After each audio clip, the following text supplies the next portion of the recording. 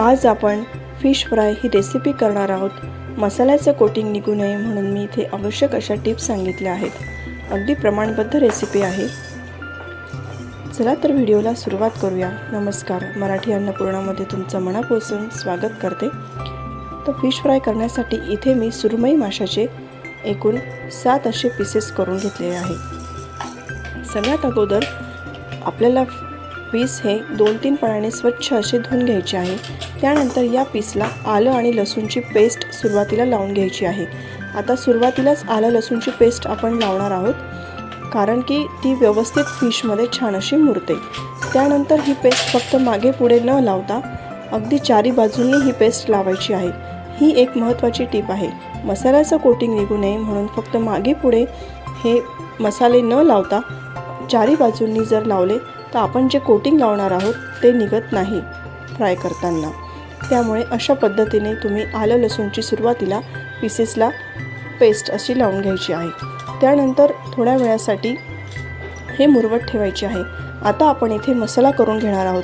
त्यासाठी मी इथे अर्धा चमचा हळद घेतली आहे, 1 चमचा घरगुती लाल तिखट घेतला आहे, त्यानंतर 1 मोठा चमचा फिश फ्राय मसाला घेतला आहे, चवीनुसार मीठ टाकून घ्यायचं आहे आणि 1 मोठा लिंबाचा रस मी यामध्ये टाकते आहे। 1 पूर्ण लिंबाचा रस मी यामध्ये टाकते आहे। आता हे मिश्रण सर्व आपल्याला मिक्स करून घ्यायचं आहे।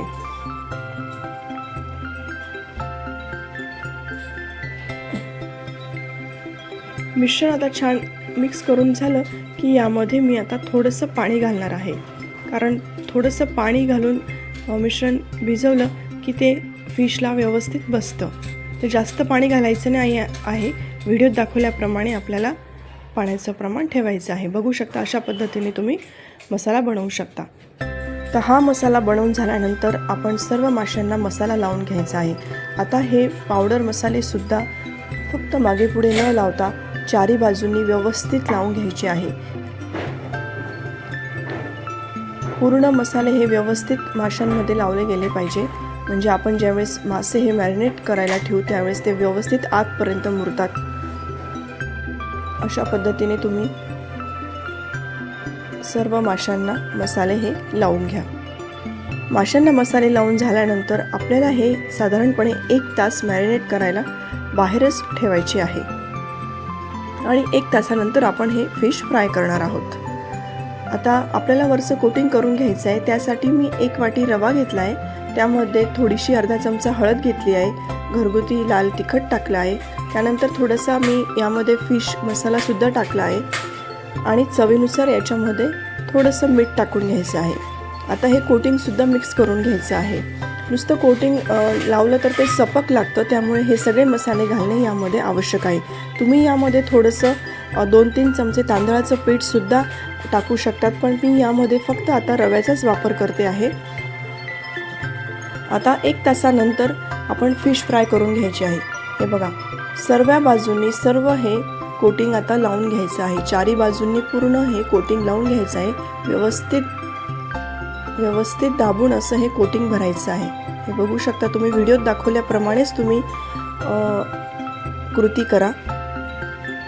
आणि आता गॅसवर 2-3 चमचे तेल गरम करून आपल्याला हे फ्राय करून घ्यायचे आहेत। मासे शॅलो फ्राय करायचे आहेत। गॅसची फ्लेम मीडियम ठेवा। एका वेळेस 2 तुम्ही फिश टाकू शकतात। एक बाजू व्यवस्थित सेट झाली की नंतरच आपल्याला दुसरी बाजू ही शेकून घ्यायची आहे।